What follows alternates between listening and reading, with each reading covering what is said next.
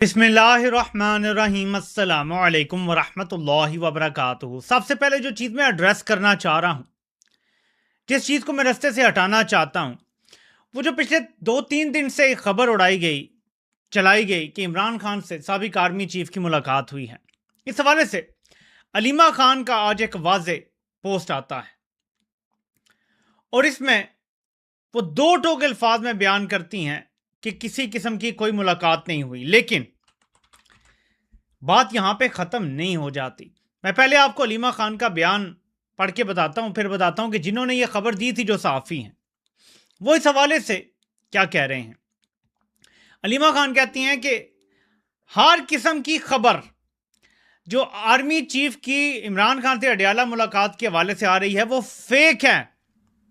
हमने बैरिस्टर गौर से भी चेक किया और वो भी कह रहे हैं ये फेक है। ठीक है, ये डिसइंफॉर्मेशन है। इमरान खान के ऊपर जो तशद्दुद हो रहा है उससे तवज्जो हटाने के लिए ये अलीमा खान ने कहा है। अब जिस सहाफ़ी ने ये खबर दी थी वो है राजी ताहिर। ठीक है, वो कहते हैं कि इमरान खान से साबिक आर्मी चीफ की चंद हफ्ते कबल होने वाली मुलाकात के हवाले से तहरीके इंसाफ के बहुत से सीनियर रहनुमा भी इंफॉर्मेशन रखते हैं। जब मैंने ये खबर ब्रेक की तो मुझे पीटीआई के एक सीनियर रहनुमा की कॉल आई। उन्होंने बताया कि वो 10 दिन कबल ही इस पेशरफ से आगाह थे। सो राजी ताहिर दोबारा डबल डाउन कर रहे हैं और वो कह रहे हैं कि इस खबर पे वो कायम है और इस खबर की कंफर्मेशन उन्हें पीटीआई के अंदर से हुई। अब ये पीटीआई के अंदर से कंफर्मेशन हुई, लेकिन अलीमा खान कह रही हैं ऐसा कुछ नहीं हुआ। मैंने बैरिस्टर गौर से खुद पूछा है, बैरिस्टर गौर ने उन्हें कहा है कि ऐसा कुछ नहीं हुआ। अलीमा खान ये बता रही हैं, लेकिन फिर एक अनहोनी हो जाती है। और वो अनहोनी क्या है, मैं आपको अभी वो दिखाने की कोशिश करता हूं। बैरिस्टर गौर गिलगित बल्तिस्तान पहुंच जाते हैं और वहां पे कोई रोक टोक नहीं होती और उनका इस्तकबाल भी होता है। और मैं हैरान रह जाता हूं, असद कैसर के साथ कौन से कांटे लगे हुए थे, जुनेद के साथ कौन से कांटे लगे हुए थे। फिर मुझे याद आता है कि बैरिस्टर गौर अच्छे बच्चे हैं, बाकी भी अच्छे बच्चे हैं। मैं ये नहीं कह रहा कि बाकी जो हैं वो बड़े तीर चला रहे हैं, असद कैसर ने कोई फटियां पान दी हैं, लेकिन बैरिस्टर गौर अच्छे हैं, बहुत अच्छे हैं। गिलगित बल्तिस्तान भी उन्हें जाने दिया गया है। उन्होंने एक पोस्ट की है, वो मैं आपको पढ़ के बताना चाहता हूं ताकि आप समझें। वो कहते हैं, इस वक्त मैं स्कर्दू गिलगित बल्तिस्तान इलेक्शन कैंपेन के लिए पहुंच गया हूं। यह इंतखाब महज इक़्तिदार की हसूल की जद्दोजहद नहीं बल्कि जीबी में जमहूरियत के तयन का फैसला है। हम खान साहब का पैगाम हर शहर, कस्बे और गांव तक पहुंचा रहे हैं। जिंदगी के हर शोबे से ताल्लुक रखने वाले शहरियों से रब्ता कर रहे हैं और माशी तरक्की, अच्छी हुक्मरानी और समाजी इंसाफ के लिए अपने प्रोग्राम पेश कर रहे हैं। मैं जीबी में अपनी जमात के कारकुनों, हामियों और बेहतर मुस्तकबिल पर यकीन रखने वाले तमाम शहरियों से अपील करता हूं कि वो जमहूरी जद्दोजहद में हमारा साथ दें। बावजूद इसके कि हमसे हमारा इंतखाबी निशान छीन लिया गया, लीडर्स को रोका गया, सूबा बदर किए गए, यकसा तो दूर महज आज़ादाना कैंपेन की इजाज़त नहीं, बाकी सारे बगैर रोक टोक के लगे हैं। गोया हम मुहिब वतन नहीं, गोया हम पाकिस्तानी नहीं, लेकिन इसका फैसला हम अवाम पर छोड़ते हैं। आइए हम इस इंतखाबी मुहिम को वकार, एहतराम और अवामी मफाद के लिए गैर मुतज़लज़ल अज़म के साथ आगे बढ़ाएं। हमें अवाम पर एतमाद है और अपनी सोच, कारकर्दगी और अवामी खिदमत के जज्बे की बुनियाद पर इनसे मैंडेट हासिल करने के ख्वाह हैं। मुझे उम्मीद है जीबी के लोग जून 7 को खान साहब के नाम पर हमारे उम्मीदवारों को कामयाब बनाएंगे इंशाअल्लाह। अब इसमें 2-3 चीज़ें निकल के आती हैं। लोग ये कहते हैं कि अगर वाकई मुलाकात, अक्सर हर बंदा ये सवाल करे कि अगर वाकई कोई मुलाकातें हुई हैं, आर्मी चीफ को भेजा गया, तो भेजने वाले ही मुसीबत में फंसे हुए हैं ना। देखिए, इमरान खान ने तो नहीं किसी के पास किसी को भेजा ना। अगर इधर वालों ने एक साबिक आर्मी चीफ को भेजा, अगर बात कर रहा हूं, इस खबर की कोई कंफर्मेशन नहीं, अलीमा खान ने तरदीद कर दी है कि ऐसा कुछ नहीं हुआ। ठीक है, इसके बावजूद मैं कहता हूं, अगर वाकई किसी ने आर्मी चीफ को भेजा तो उनको जरूरत है ना, उन्होंने भेजा है ना। तो लोग एक ही बात कर रहे हैं कि फिर उसका कोई नतीजा ग्राउंड पे क्यों नजर नहीं आ रहा कि चलो पीटीआई को कोई थोड़ी सी लेवल प्लेइंग फील्ड ही दे दे, निशान तो ले लिया, सब कुछ ले लिया, अब कम से कम उन्हें इलेक्शन तो लड़ने दें। फिर बैरिस्टर गौर का वहां पहुंच जाना, तो अब लोग ये रूमर उड़ा रहे हैं कि शायद जो अच्छे बच्चे हैं उनको अच्छे बच्चे होने की बुनियाद पे कुछ फ्री हैंड दिया गया है। بس اتنی بات اس پہ کروں گا. ظاہر ہے کہ علیمہ خان سیاستدان نہیں ہیں, پارٹی ان کے ساتھ میرا نہیں خیال کہ ہر چیز شیئر کرتی ہے, ان سے چھپایا بھی جائے گا, اور ان کی عمران خان سے ڈائریکٹ تو ملاقات ہونی نہیں ہے. تو اس وقت ہر چیز ڈاؤٹ فل ہے جب تک کہ عمران خان سے ملاقات نہیں ہو جاتی. ملاقات ہوگی تو پتہ چلے گا کہ تشدد کیسے ہوا, آنکھ کیسے ضائع ہوئی, اس کے بعد کیا ٹریٹمنٹ دیا گیا, اس کے بعد حالات کیسے مزید خراب ہوئے. عمران خان کی ان کی اہلیہ تک سے اب ملاقات نہیں ہونے دے رہی, عید کے دوران بھی ملاقات نہیں ہونے دی گئی, اور مزید کیا کیا ہوتا رہا. یہ جب تک ملاقات نہیں ہوگی پتہ نہیں چلے گا. تو تب تک میں آپ سب سے کہوں گا جو بھی خبر آئے پنچ آف سالٹ کے ساتھ لیں, یقین نہ کریں کسی چیز پہ, کوئی کتنا ہی کریڈیبل کیوں نہ ہو. جب تک عمران خان سے کسی کی ملاقات نہیں ہو جاتی, واضح نہیں ہو جاتا کسی کیس کے دوران, خاص طور پہ جس ملاقات کے ملٹیپل گواہ ہوں, وہ زیادہ قابل بھروسہ خبر ہوگی. اب میرے پاکستانیوں ایک بار پھر جنگ کے بادل منڈلانے لگے ہیں. ایرانی نیگوسیشن ٹیم کا ایک اہم حصہ ہے سید محمد مراندی. وہ کہتے ہیں Netanyahu, the genocidal Zionist and Trump are responsible for the imminent global catastrophe. کیوں؟ ایگزن کے جو وائس پریزیڈنٹ ہیں اس نے کہا ہے کہ ڈرامیٹک آئل پرائس سرج ہونے جا رہی ہے صرف 2 سے 3 ہفتوں میں. یعنی تیل کی قیمتوں میں ڈرامائی اضافہ ہونے جا رہا ہے صرف 2 سے 3 ہفتوں میں. The energy shock and the economic collapse it triggers is accelerating much faster than most realise. اور یہ ہے ایگزن کے وائس پریزیڈنٹ کا. یہ اس میں وہ کہتے ہیں کہ we are approaching unheard of inventory levels, I mean really low levels. یعنی ہر ملک نے جو اپنے سٹور کیے ہوئے ہیں نا تیل کے ذخائر, جو امریکہ نے اپنے اسٹریٹجک ذخائر بنائے ہوئے ہیں, انوینٹریز بھری ہوئی ہیں ساری, امیر ممالک ہیں, چین نے بھی بھرا. وہ کہتا ہے کہ ہم ایسے لیول پہ, اب لو لیول پہ پہنچ گئے جو کبھی سنا دیکھا نہیں تھا. You can debate whether that's going to hit those really low levels in 2 weeks or 3 weeks. Once you get to that point, then you will see price shoot up. I mean, I think dated Brent, most people, well, a model would say dated Brent will shoot up once you get to that really low inventory level up to $150 to $160 fee barrel. ابھی وہ یہ کہہ رہے ہیں کہ and I think crude being in this sort of 90 to 110 for the last whatever it is 6 weeks has really been mitigated by running down inventories. It can't last forever.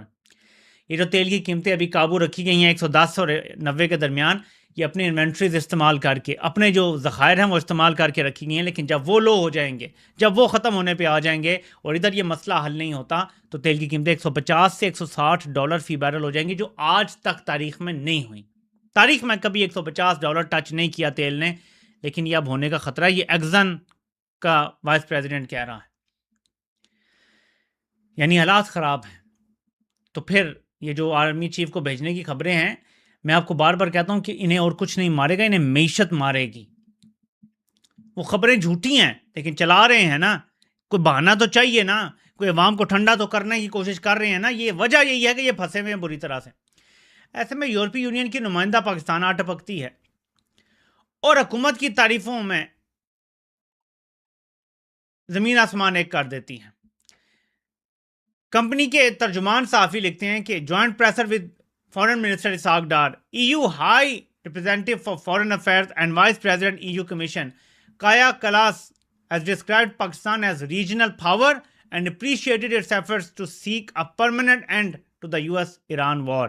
یورپی union اب پاکستان کو کہہ رہا ہے کہ آپ ایک ریجنل پاور بن گئے ہیں اور آپ کا بہت بہت شکریہ جو آپ یہ کر رہے ہیں ایران اور امریکہ کے معاملات میں.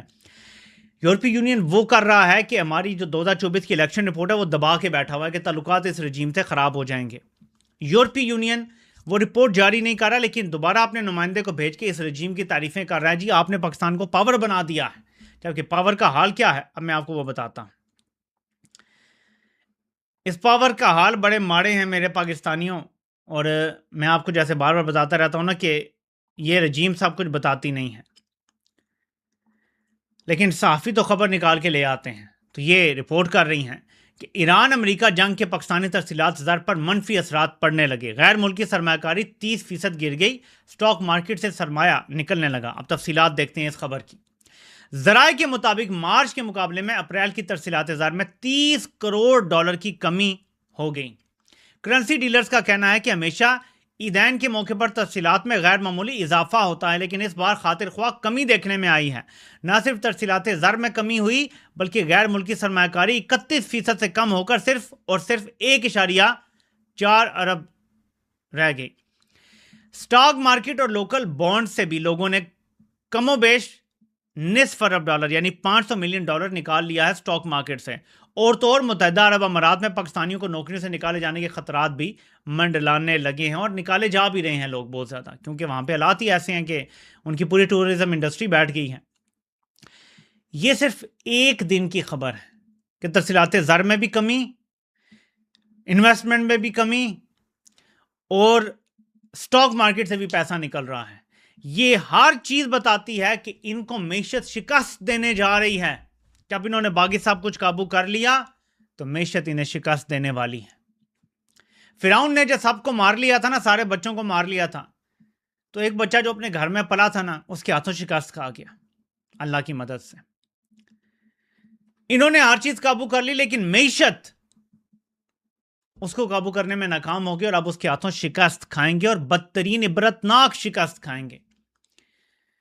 آج بھی اسٹیٹ بینک کے جو ذخائر ہیں وہ 17 ارب ڈالر ہیں، لیکن اس میں سے 11 سے 12 ارب ڈالر دوسرے ملکوں کے صرف یہاں پہ ریزروز کے لیے پڑے ہوئے ہیں۔ ہمارے اپنے ٹوٹل 4 سے 5 ارب ڈالر ہیں۔ آج بھی 4 سال گزر گئے ہیں عمران خان کی حکومت کو، یہ آج بھی کچھ بھی کرنے میں ناکام ہو چکے ہیں۔ ایسے میں خبر آتی ہے، اور بی بی سی یہ جاری کرتا ہے، میرے پاکستانیوں یہ ذرا آپ دیکھیں، یہ وہ جو ریڈ ڈاٹس آپ کو نظر آ رہے ہیں، یہ وہ ہے جو امریکہ نے چھپا لیا تھا۔ امریکہ نے اپنے سیٹلائٹس بند کر دیے تھے اور کہا تھا کہ دکھانا نہیں ہے۔ یہ ریڈ ڈاٹس وہ ہیں جہاں پہ ویریفائیڈ سٹرائکس کی ہیں ایران نے، اور امریکہ کی بیسز یہاں تباہ کی ہیں۔ کویت میں 4، عراق میں 3، بحرین میں 2، یو اے ای میں 4، عمان میں کوئی 1 اٹیک کہیں ہوا ہے، سعودی عربیہ کی وہ سلطان ایئر بیس وہاں، اور جارڈن میں بھی، وہاں بھی جو ایئر بیس تھی وہاں بھی حملہ کیا ہے، اور ایران نے 20 ٹوٹل امریکی ایئر بیسز کو نشانہ بنایا ہے۔ 20 امریکہ کے فوجی اڈوں کو نشانہ بنایا ہے ایران نے۔ یہ جو مذاکرات کی کوششیں کر رہے ہیں، یہ جو ایران کے منت ترلے کر رہے ہیں مان لو، اس کے پیچھے یہ ہے کہ ایران نے ایسا پھینٹا لگایا ہے کہ تاریخ میں ایسا پھینٹا امریکہ کو نہیں لگا۔ ویتنام وار میں امریکہ کے دوسرے ملکوں میں اڈے تباہ نہیں ہوئے تھے، ان کی اپنی فوجیں جو گراؤنڈ پہ تھی وہ ماری گئی تھیں بہت زیادہ، کیونکہ وہ ہیوبرس میں وہاں چلے گئے تھے، تکبر غرور میں وہاں چلے گئے تھے، لیکن وہاں ایسا نقصان نہیں ہوا تھا۔ افغانستان جنگ میں بھی 20 سال میں ایسا نقصان نہیں ہوا کہ دوسرے ملکوں میں اڈے تباہ ہو گئے۔ یہاں 20 مختلف اڈے دوسرے ملکوں میں تباہ کروا بیٹھے ہیں۔ یعنی امریکہ کا سب سے بڑا نقصان جنگی طور پہ اگر کبھی ہوا ہے تو وہ یہ ہوا ہے۔ فوجی تو فوجیں مروا لیتی ہیں اور فوجی آ جاتے ہیں، یہ ان کا سب سے بڑا نقصان ہے۔ اسٹریٹجک اثاثے ان کے تباہ کر دیے ایران نے، تو ایران کی پوزیشن اسی لیے تگڑی ہے نا، وہ اسی لیے لیٹنے کے لیے تیار نہیں ہے۔ لیکن یہیں پہ جو جنگ کے بادل ہیں وہ دوبارہ منڈلا رہے ہیں، لیکن ان کو تو چھوڑیں، ایک انڈین نے کیا تھپڑ مارا ہے پاکستانیوں کو۔ کسی نے انسٹاگرام پہ یہ پوسٹ کیا ہوا ہے کہ انڈینز سے سوال ہے کہ if you could take one thing from Pakistan, what would you steal؟ اگر آپ پاکستان سے ایک چیز لے سکیں تو آپ کیا چرائیں گے؟ یہ کسی پاکستانی نے انڈیا سے سوال کیا، تو نیچے ایک انڈین لکھتا ہے، اسکار فیس نامی اکاؤنٹ ہے، کہ Imran Khan and we will teach you how to respect your legends. ہم عمران خان کو تم سے چھین لیں گے اگر یہ پاسبل ہو، اور ہم تمہیں دکھائیں گے کہ اپنے لیجنڈس کی عزت کیسے کی جاتی ہے۔ ڈوب مرنے کا مقام ہے پاکستان کی فوج کے لیے کہ انڈیا یہ کہہ رہا ہے کہ اپنے لیجنڈز کے ساتھ تم لوگ کیا کرتے ہو۔ وہ اپنے لیجنڈز کو سر آنکھوں پہ بٹھاتے ہیں۔ پاکستان میں لیجنڈز کو جیلوں میں ڈال دیا جاتا ہے، ہاؤس اریسٹ کر دیا جاتا ہے، قتل کروا دیا جاتا ہے۔ یہ پاکستان کی ہسٹری ہے، اور یہ وہ زناٹے دار تھپڑ ہے کہ اگر کسی جرنیل کو محسوس ہو تو اسے خود سے شرم آنا شروع ہو جائے گی۔ اب میرے پاکستانیوں ذرا جائزہ لیتے ہیں۔ یہ سب ہر کچھ عرصے بعد کہتے ہیں، کبھی ویژن 2025، کبھی ویژن 2035، کبھی ویژن 2050 تک پہنچ جاتے ہیں۔ وہ 5 سال کی تقریباً، ان کے 4 سال سے اوپر ہو گئے تو اب 5ویں سال میں حکومت ہے، ٹھیک ہے۔ 5 سال کی حکومت کے بعد سو کالڈ ویژن کرنے والا بندہ کہتا ہے ملک میں ترقیاتی منصوبوں کے لیے وسائل میں مسلسل کمی ہو رہی ہے. یہ نون لیگ کا سو کالڈ سب سے بڑا ارسطو ہے. ارسطو بھی مان گیا ہے کہ ترقی کے منصوبوں کے وسائل میں کمی ہو رہی ہے. تو پھر تم یہاں چھولے بیچنے کے لیے بیٹھے ہوئے ہو تقریباً 5 سال سے. عمران خان کو تو تم نے 3.5 سال حکومت کرنے دی, اس میں بھی کورونا آ گیا, اس میں باجوہ آ گیا, اس میں ندیم انجم بھی آ گیا, اس میں ٹی ایل پی بھی آ گئی, تمہیں تو کچھ ہوا ہی نہیں. پچھلے 3-3.5 سال سے تو کوئی احتجاج تک نہیں ہوا. 9 مئی کا بہانہ بنا کے پاکستانیوں پہ تم نے عذاب توڑے ہوئے ہیں, تو پھر بھی ترقی نہیں کر سکے. ٹی ایل پی کو تو لٹرلی مار دیا گیا, ان کے لیڈرز کو غائب بھی کر دیا گیا, کوئی احتجاج ہی نہیں تمہارے خلاف. پھر بھی تمہاری کارکردگی ہے. یہ وہ نون لیگ ہے جو کہتی تھی کہ اگر 2014 کا دھرنا نہ ہوتا نا پاکستان کو ہم پیرس بنا دیتے. اب 3 سال سے پاکستان میں کوئی احتجاج نہیں ہے. ان کو تاریخ کی سب سے زیادہ فوجی سپورٹ حاصل ہے. نتیجہ یہ ہے کہ کہہ رہے ہیں کہ ہمارے ترقیاتی منصوبوں کے بھی وسائل میں کمی ہو گئی ہے. معیشت ہر طرح سے ڈاؤن ہے, بربادی ہے ہر طرف, سرمایہ کاری نکل رہی ہے پاکستان سے, پیسہ باہر جا رہا ہے. اور میں آپ کو بتاؤں کہ جو بھی سرمایہ کار ہے وہ ایونچولی اپنا پیسہ یہاں فیکٹریاں بند کر کے باہر لے کر جائے گا. یہاں فیکٹری چلانے کا ماحول نہیں رہ گیا. پاکستان خدا نہ خواستہ کھنڈر بننے جا رہا ہے اگر عاصم منیر اپنے 5 سال پورے کرتا ہے جو اس نے ایکسٹینشن لی ہے. کھنڈر بنا کے جائے گا یہ پاکستان کو. میں آپ کو لکھ کر دینے کے لیے تیار ہوں. اس نے وہ ظلم کر دیا ہے پاکستان کے ساتھ. بلاول زرداری اب یہ اعتراف جرم ہے یا کیا ہے یہ اللہ بہتر جانتا ہے. آپ کو دکھانا ضروری ہے تاکہ آپ کو پتہ چلے کہ ہمارے نظام کے ساتھ کیا کر دیا گیا ہے. یہ ذرا سنیں. فارم 45 کا بندوبست, فارم 45 کا بندوبست آپ نے کرنا ہے, انشاءاللہ تعالی فارم 47 کا بندوبست میں کر لوں. آپ کو یقین آ رہا ہے کہ یہ بلاول کیا کہہ رہا ہے؟ فارم 45 کا بندوبست آپ نے کرنا ہے, فارم 47 یعنی جو جعلی بنایا گیا ہے پورے الیکشن میں, کہتا ہے وہ میں کر لوں گا بندوبست, فکر نہ کریں آپ. یہ ذرا دوبارہ سنیں. شرم لحاظ کے پردے اتار دیے گئے ہیں. دوبارہ سنیں, یہ کلپ ہے, یہ پی ٹی وی کا کلپ ہے, وہاں سے یہ لیا ہے. فارم 45 کا بندوبست, فارم 45 کا بندوبست آپ نے کرنا ہے, انشاءاللہ تعالی فارم 47 کا بندوبست میں کر لوں. آئے ہائے ہائے ہائے, اب تو سر عام جلسوں میں کہہ رہے ہیں کہ فکر نہ کرو فارم 47 کا بندوبست میں نے کرنا ہے. کیا گارنٹیاں دی ہوئی ہیں جرنیلوں نے, کیا زبردست کہانیاں ڈالی ہوئی ہیں بند کمروں میں کہ فکر نہ کرو فارم 47 کا بندوبست ہو جائے گا. میں جی بی کے لوگوں سے کہوں گا آپ نے اس نظام کو شکست دینی ہے. آپ نے ان کا یہ تکبر توڑنا ہے کہ تم فارم 47 کا بندوبست کر لو گے. آپ نے اپنے فارم 45 کی حفاظت کر کے 47 ان کے حلق سے نکالنا ہے. یہ اب آپ پہ ذمہ داری آ گئی ہے. یقین مانیں کہ یہ وہ نہیں کر سکتے وہاں پہ جو پنجاب میں کرتے ہیں. آپ نے ہمت کرنی ہے اور 7 جون کو آپ نے تاریخ رقم کرنی ہے. ان کی یہ اکڑ نکالنی ہے آپ نے, ورنہ تو اگلا ہر الیکشن ایسے ہی ہوگا. تم فارم 45 کا انتظام کرو, میں 47 کا کر لوں گا. یار کیا بات ہے, کبھی سنا ہے کسی پولیٹیشن سے کہ 47 کا انتظام میں کر لوں گا؟ کسی پارٹی کا سربراہ یہ کہہ سکتا ہے کہ میں فارم 47 کا انتظام کر لوں گا؟ یہ نظام ہے میرے پاکستانیوں, اور یہ آپ کو مبارک ہو اگر آپ نے اپنے گھروں میں بیٹھنا ہے. آپ سے انشاءاللہ رات کو 11 بجے پھر ملاقات ہوتی ہے پاکستان ٹائم. اللہ پاک آپ سب کا حامی و ناصر ہو. آپ سب کو سننے کا بہت بہت شکریہ.